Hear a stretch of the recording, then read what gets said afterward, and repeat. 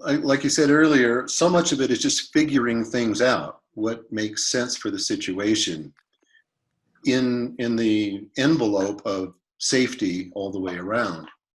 I mean, one breach in the safety can undermine everything that you've done, I suppose. So you kind of have to keep focused on all the things that could go wrong. Yeah, nothing is entirely without risk, you know. And I just saw a question pop up from John Cole saying, "Have you considered outdoor recording?" And yes, we have.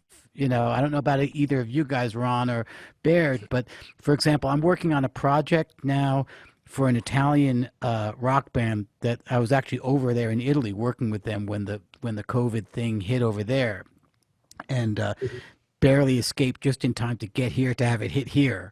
But one of the songs that we're working on, we had this idea to have a small mariachi ensemble play on the song, but again, that's the thing with horns and all that stuff. Those are high risk things, and you'd have to, and that's the kind of thing, just like Baird was saying, or Ron, I can't remember, that you have to cut live. I mean, a mariachi band, Yeah, you know, right. it's really hard. Interaction is so important. So we're talking about cutting their parts out in the parking lot of the studio. You know, and then of course you have the traffic on Guadalupe Street to deal with, and we also are we're right behind the Lotta Burger. You know, so you got like order number 23, your order's ready. You know, all that stuff. But nowadays there's plugins that can filter out background There you noise go. and all that kind of Right. stuff. So Well, you can use that stuff as effects too. You know, it's it's true. Yeah. Right. So yeah, it's all about being creative. You have to record the mariachi guys. You really want to do it. I'm actually in conversation with the leader of a local mariachi ensemble about this project, and that's exactly what we're talking about doing. I'm sorry, I talked too much. I hogged up everyone else's time. Go ahead. Yeah. Okay. So Baird, when somebody new comes into the studio, let's say a client, could even be an old client of yours or somebody new, do you have a conversation with them first now? Do you have a policy page or something that you send them? How do you prepare them for the new world in your studio? Well, I just tell them verbally. It's pretty simple. I think we're about to go into another era. There's a lot of these strip tests that are coming out soon that are much like pregnancy tests. Any test that takes 6 days to get the results from are pretty much useless, except for gathering statistics of some sort. But they have. I think that's coming up. The big deal is something you can get results from in an hour and a half. And they need that for schools, and it would be great for studios because they're not quite as accurate, but you can do multiple tests. And it's just saliva, there's no nasal, all that stuff. So I think that's going to be something that's really going to change all this, because it's going to be very hard trying to get your air conditioning system to work properly against an entity that is smaller than the shortest wavelength our eyes can see, which is what a virus is. They didn't even see it until the electron microscope was invented. That's a rough deal for a train air conditioner, or anything like that, and if you have a split system, you can do some filtering inside, and air movement's important. But like Jono said, time is real good. Wipe things with a rag rather than spraying onto it, so you get things inside of it. If you can leave it overnight and rotate it, I have 4 or 5 mics I don't ever spray onto. So you can cope with all that, but it's just like general society. Until we can get a short test that gives a good high percentage idea of what's going on, it's going to be rough to get a lot of people anywhere and be successful. Yeah, well, we hope these are all temporary situations. Oh, yeah. But it's real in the moment. And so one question, you had multiple sessions in a day. Let's say in the past you used to have a minimum of an hour between sessions? Sure. What is it now with all the extra? You know what? Honestly, it's it's way down from that. Like Jono said, I don't have any, like a major session in my main room. That's not more than one a day for sure. Sometimes I'll have some advertising stuff where it will be just me and the talent's in the booth, and the producer is like usually on the phone. Maybe I'll do a couple of those, and that's rare though these days. It's just not. It's a whole different world, and every day's different. It's an adventure for sure. Well, I think, first off, a lot of the things all of us are doing now are extensions of methodology and technology that all of us, to one extent or another, employed before. The remote recording. I mean, we all work with clients all over the world, and that's been happening for a long time. I think that what might change are not so much what we as studios or engineers are inclined to do, but people's comfort levels with so many things, and not just the studio. I mean, this is about when people are going to feel comfortable going to movie theaters, when people are going to feel comfortable going to concerts when they start again, when people are going to feel comfortable going to the community swimming pool, all these things. And I think that to an extent, like for example, the session I did yesterday where the client was listening in real time to high res audio in their home on the system that they're used to listening to, and check, for example, most clients, when, and myself included, I take mixes out of the studio to listen to them in different environments. And most of the people I work with will mix in the studio, and they'll say, yeah, that sounds great, but they won't sign off until they take it home and listen. And then all of a sudden a client discovers that they can actually do the mix session while listening on that system that they would used to have to take the mix home and then listen to it on. All of a sudden realize that they're cutting out a step in their own process, and all of a sudden it seems somehow more convenient to them, and they can do it, and they can stay in their underwear if they like. They don't even have to get dressed to go to the session. So I think that there's some of these things that will stick around for reasons other than safety because of COVID or other concerns. That so many things change in history because these sea change sort of events happen that then change people's habits, and I predict a lot of that will happen, not just in the recording business, but in so many aspects of society, and the way people, have the way people have reinvented their businesses. Like it or not, some of those things are around to stay, I think, regardless of what happens with COVID, because people get into different habits. Well, interesting, because this has been a part of the evolution of the recording industry for the last quite a few years anyway, where home studios and project studios like Ron's and smaller and more compact versions allowed creative musicians to do their tracking at home at the very least, and maybe a lot more than that. So do you see a relationship changing between the client and the studio? And this is just maybe an accelerator for that, where they do more at home. I'm happy to answer that too. I mean, yes. I mean, when you say accelerator, I think that's the apt phrase, because when the advent of the home studio, a lot of people worried that larger studios would disappear because of that. But in a sense, and it did definitely affect our business, but in a sense, it also created an entire new client base, because all of a sudden, people who couldn't afford to make records at all were able to do a lot, but not all of it, at home. So people who before wouldn't even consider going into full album projects, etc., now can come to a studio like Baird's or Ron's, or this place for that matter, track their drums and stuff for one day, and then take the things that they can't do in their bedroom, they can do here, and then they take it home and they do, their overdubs and post at home, and I think that that's again something that's been going on for a while, and this situation will definitely, at very least, perpetuate that phenomenon.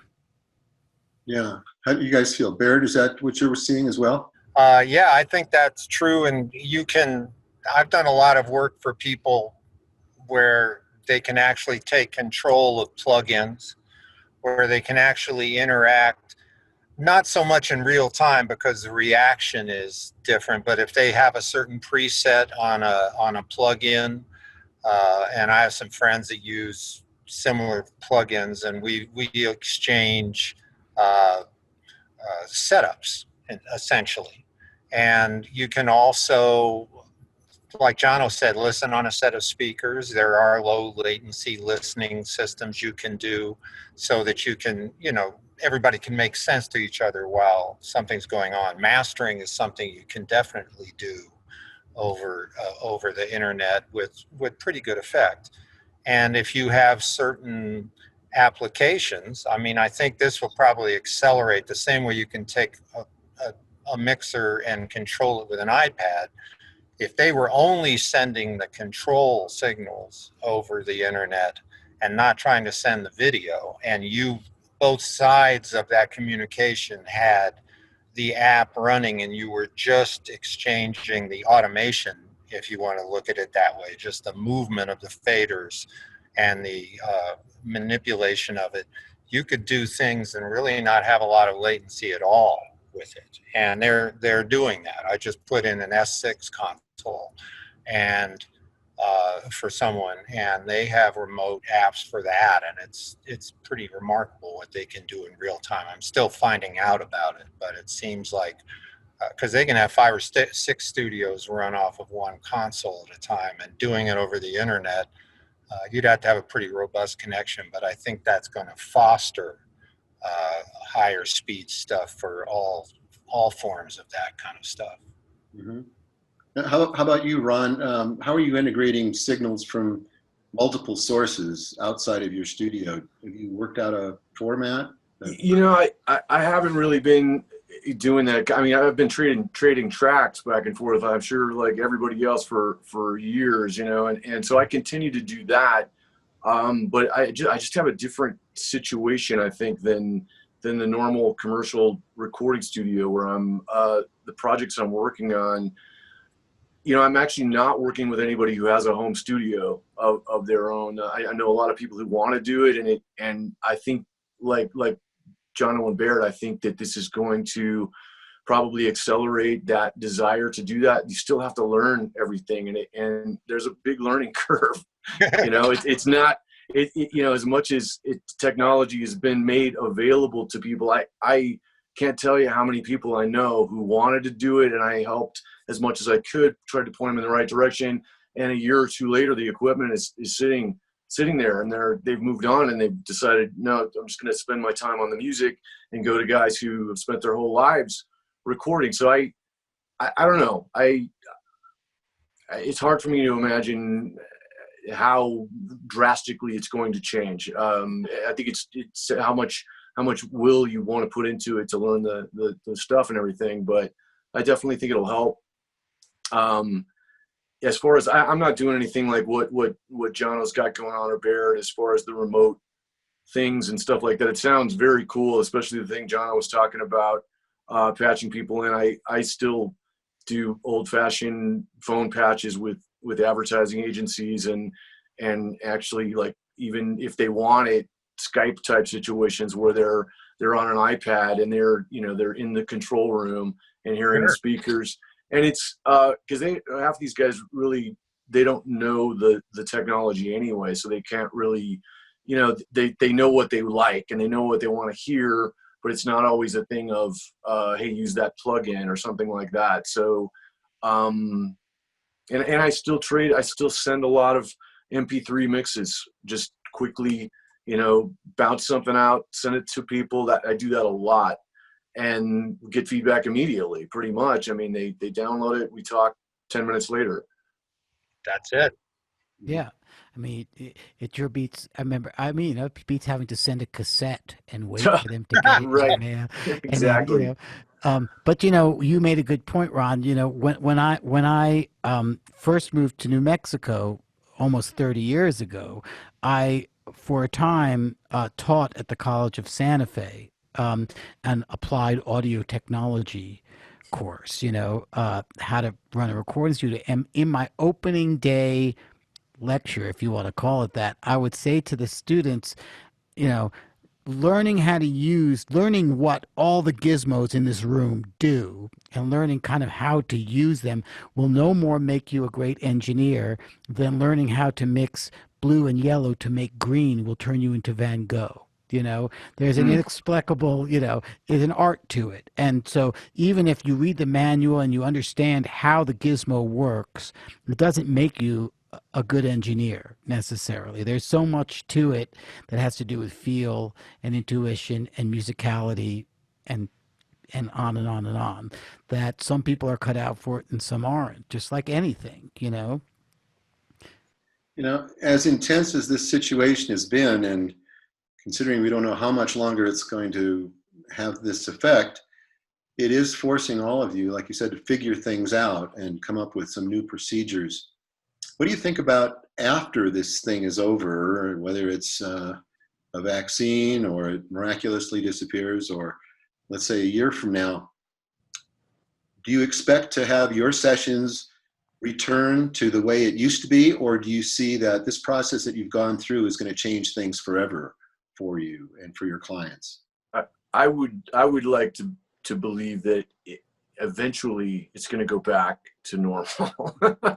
And I'm going to try to be optimistic about that. That's what I have at the forefront of my brain, is that it may take a year and a half, it may take 2 years, but if it doesn't, then we're going to have to roll with it, and we're rolling with it right now. But that's my wishful, hopeful thoughts. How about you, Bill?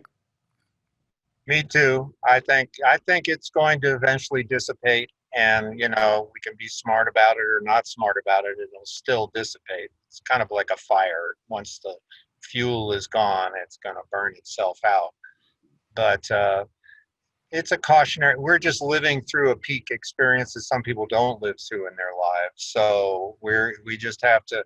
It isn't like it hasn't happened a whole bunch before, but you have to. It's something you have to have your wits about you. And I've been in situations where I've been around people where they've had their wits about them, and I have been in ones where I've got the heck out of Dodge because I felt like I was at risk, and I think everybody has to tune up their receptors and know when they're in a situation that may put them in jeopardy, because this isn't anything to mess around with. But I think everybody can cope with it, if they think about it properly. Cool. How about you, John? When we're on the other side of all this, what do you think the studio situation is going to be like? Are you going to have precautions that you're taking now that you're going to keep in place? Like, for example, a policy with all those beautiful vintage instruments you've got there, look but don't touch, or something? I've had that for a long time.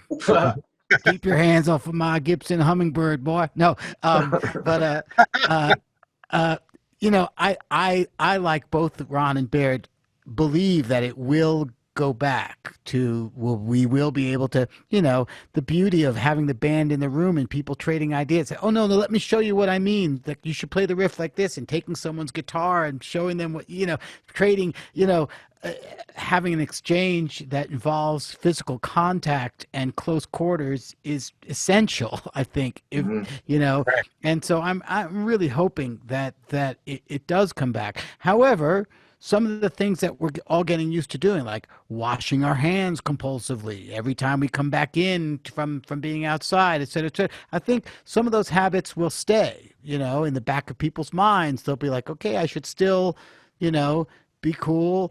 And, but once we've gotten to the point where, I think, and something you said, Baird, also really rings true to me, is that, the virus, vaccines notwithstanding, these things run their course, eventually, and then they crop back up, and we'll see how it goes with this particular beast. But there have been other pandemics that have come and gone, and so I think it's both things will happen. We'll be able to get back to the way things were before, but I think that on the part of the business owners, and I think even moreover on the part of the participants, there will be varying degrees to which we'll hold on to some of these precautions. Mhm. Yeah, agreed. Last question for me anyway, and we have, I think, a question or two that's come in. What would you like your clients to know before they come into the studio next time? Have you kind of accumulated a message for them, a nice tight description of here's what's different at our studio now, and we would appreciate if you observe these new rules for everyone's sake? Do you have a conversation with clients before you bring them in? I always do. Like I mentioned earlier, the only sessions I've really been doing, I haven't really been working with people I don't know right now. I think I actually did one project with somebody I didn't know, and we had serious conversations from the get-go, and just about everything, the masks, the social distancing, all of that. But beyond that, the people that I do know, we'll have phone calls, and if I tell them, you please be honest with me. I don't even want you to be remotely ill coming here. I don't care if you haven't had a test. I don't want you to have the sniffles, seriously, because it's like if somebody gets a cold, suddenly you think, oh man, you need to go get tested, and nobody wants to be around them at all, and that can shut everything down. So yeah, I mean, I had a great drummer we all love and know, booked for a while, and he called me a couple of days before the session and said, hey, I'm not feeling well. Like, no big deal. Let's rebook it. Let's wait a couple weeks. And then the same thing happened after a couple weeks, and it was like, please tell me that. I'm not going to be mad. This is the way to do it. Let's just be patient. Let's just, there's no time frame on stuff now. We've got to be open to possibilities. Like Jono said, mariachi band, we got to do the mariachi band. Well, then, yeah, let's figure out a way to do it outside. I mean, let's incorporate the sounds around it if we have to, whatever it takes within reason, but a lot of it, I think, just has to do with, like we talked about before, the comfort level of us, the studio owners, and who we're dealing with, and kind of setting some boundaries, and what are we all on board with? Because some things that I'm okay with, some other people, I have singers who still don't want to come to the studio. They're still at a place where, and it's like, that is totally cool. Let's just take it easy and take it as it goes, Good. Baird, actually, we just got a text from Busy that she sends everyone who records a detailed list of the safety precautions and protocols. That's correct. She's printed one out about what we're comfortable with, and we would have to suss it out. I mean, it's really, since nobody for sure knows that they have it, you just have to use your intuition somewhat, and then be very clear about it. And if you just avoid contact and keep yourself isolated properly, I think you can do it just fine. But you have to watch out.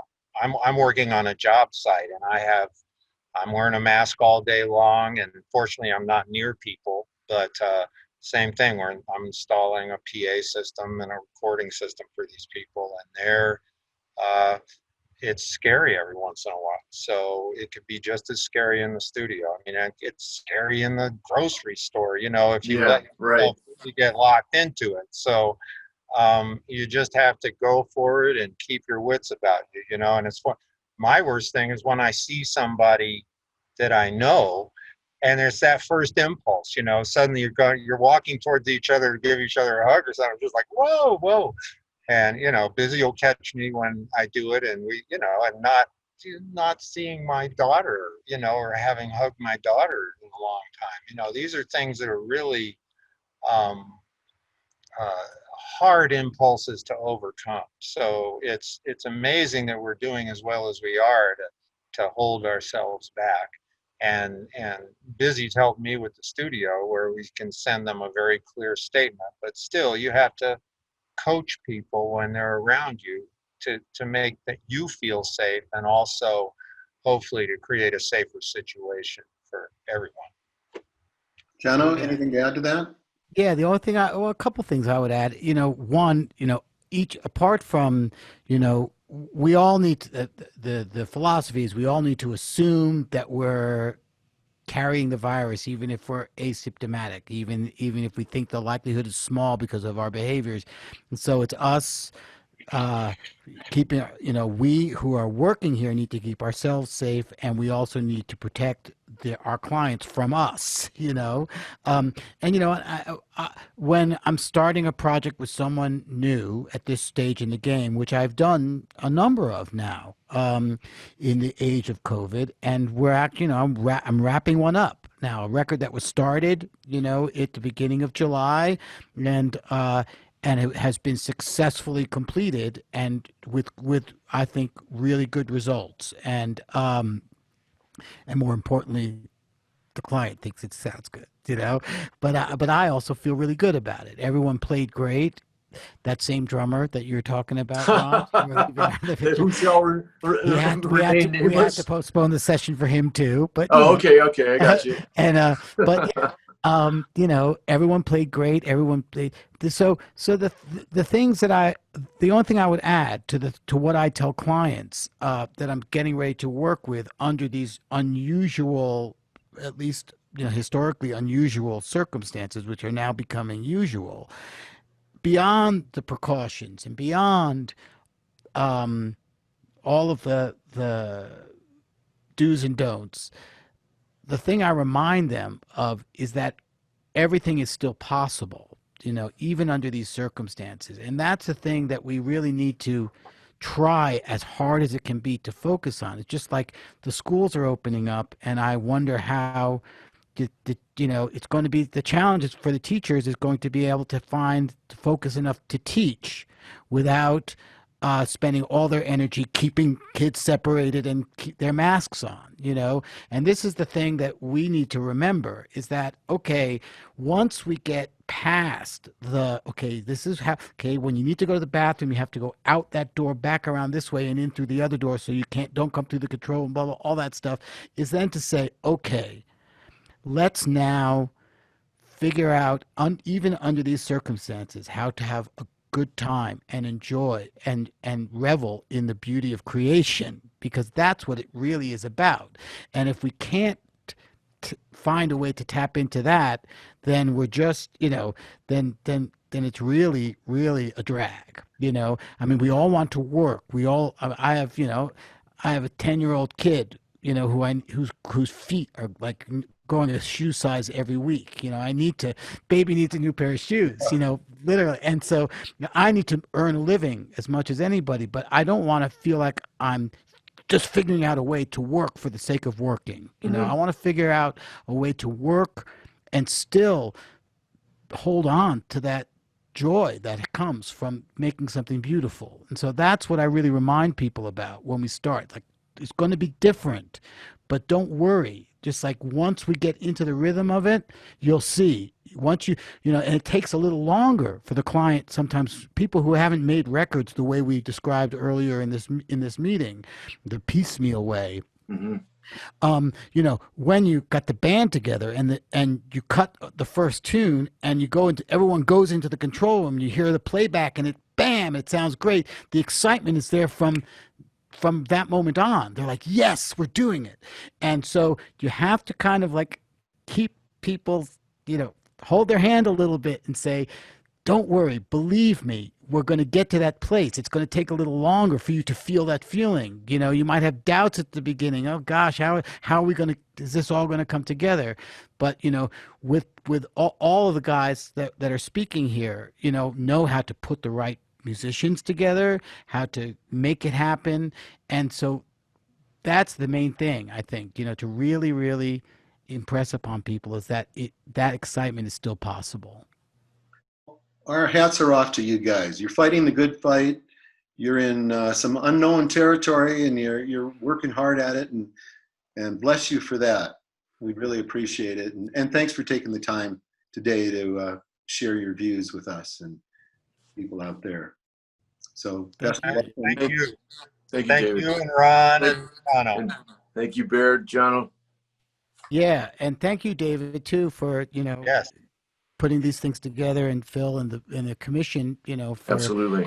helping keep us connected. We all need each other now more than ever. So thanks. Good point. It's a community, and we need to stay in touch. So with that, I'll turn it over to Phil to wrap things up. Okay, thank you very much, David. Thank you, Jono. Thank you, Ron. Thank you, Baird. All good stuff. What you can see here is studio owners, if you take a look at the bright picture, you got another tool in your toolbox. You know how to do some things differently that you didn't have to do before. We're kind of forced to do that. But for the studio owners who are watching, you can see there are ways to be busy, to be successful, and to be safe. If you're musicians looking to go into a recording studio for mixing or recording, it's all possible. It's going to be a little bit different and maybe better. You really don't know until you get through it. So video of today's session is going to be available in a few days on the Platinum Music Awards YouTube channel. It'll be there in its entirety. And next month, September 21st, from 5 to 6 p.m., we're going to bring you a bunch of lawyer musicians. We're going to talk about copywriting, publishing, and protecting your music. We have 3 really good attorney musicians, and that will be hosted by our own Gary Storm. Thank you very much for coming, and tell your friends about this. If you want to hear more about further sessions, or if you have an idea for a session, drop us an email at musicbizmondays@gmail.com. Thank you again, and thanks, guys. Appreciate it. Thank you, Phil. Thank you, Phil. Bye, everybody. Thanks a lot.